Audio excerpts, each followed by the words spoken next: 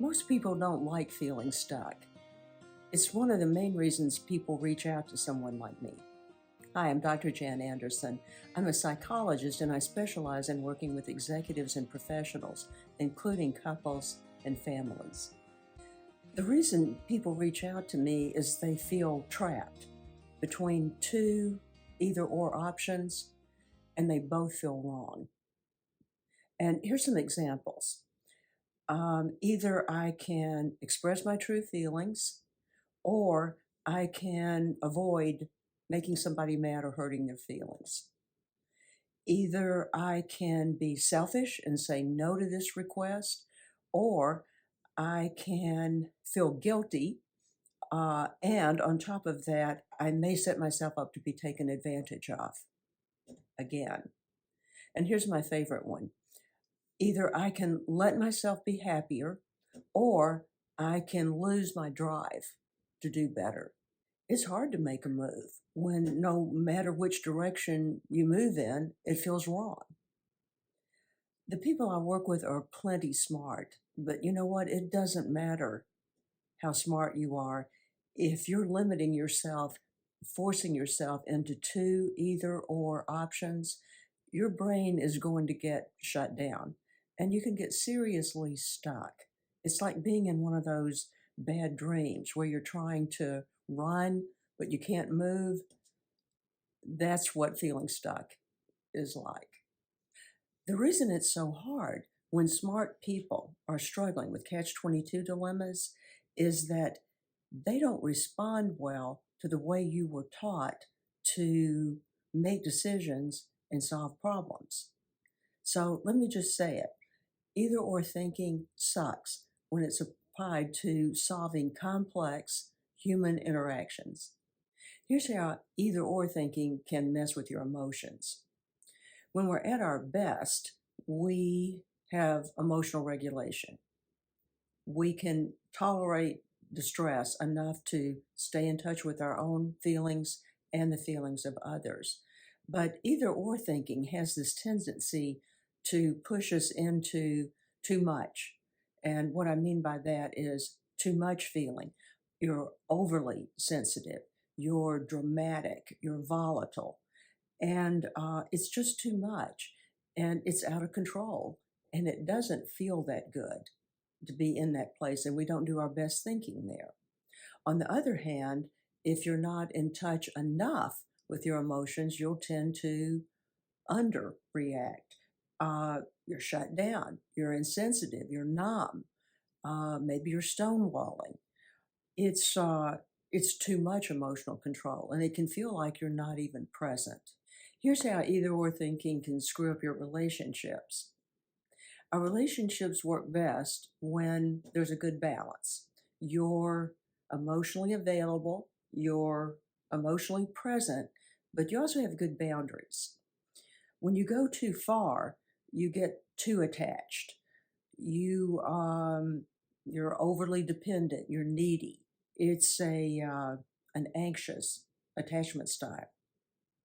On the other hand, if you go too far the other way, you're detached. You're distant. You're not present enough. It's an avoidant attachment style. It's like your nervous system is designed with an accelerator and a brake function, and you're not in the driver's seat. You're either speeding out of control or the parking brake is on. There's another kind of stuck, and it's really sneaky because you're moving, but you're not getting anywhere. You're stuck in an endless loop of doing the same thing over and over again and wondering why it's not working. So, how do you get yourself in the driver's seat and back in control of your life? Let's start with something simple, like the phrase less is more. Less is more is a great way of integrating two totally opposite ideas, and somehow you mesh those together and come up with a solution that's an even better way to get something done. So if you go back to the earlier questions and reword them in a both and format, this is what they would sound like. How can I say no without being selfish or mean? How can I be happier and not lose my drive to do better? How can I be honest and express myself and take the other person's feelings into consideration? Tapping into both and thinking starts the way any good movie does. It has a way of drawing you in. There's something puzzling, contradictory, problematic that just piques your natural curiosity. And they can be translated into this simple two-step process.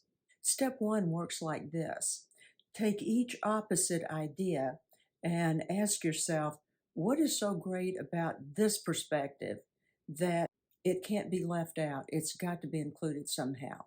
And then do the same thing with the other side. Here's step two. Hold both these opposite ideas and ask yourself, how can I accommodate both?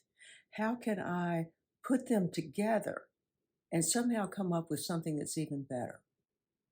It's this slightly unsettling process of jumping back and forth between these two competing, contradictory ideas. And here's why it is so worth it. It will get you unstuck and moving forward. This both and thinking approach worked beautifully for two distraught parents whose daughter was forcing them to choose between her and their son. She said, either you force my brother to apologize to me, or I will cut off contact with all of you. By the time the parents had reached out to me for professional support, they had boxed themselves into an either or mindset and they were stuck. Their thought was, we can't support both of them at the same time. And my response was, actually, yes, you can. You can support your daughter and your son at the same time. And here's how you're going to do it. Number one, start by not fixating on specific demands. Instead, start focusing and finding out what's most important to both your son and your daughter. Number two, support your daughter by addressing her need to feel heard and supported. And number three, support your son by not demanding that he apologize. Because I suspect there are a number of ways that he can make amends to his sister. The parents did a good job of taking that challenge and running with it. There were two very simple interactions that marked a turning point for the whole family.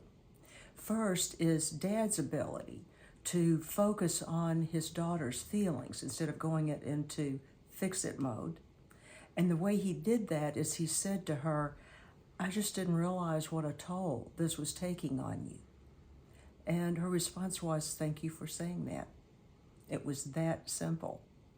The second thing that happened is the brother made a beautiful repair attempt with his sister, and he did not apologize. He didn't even say it directly to her.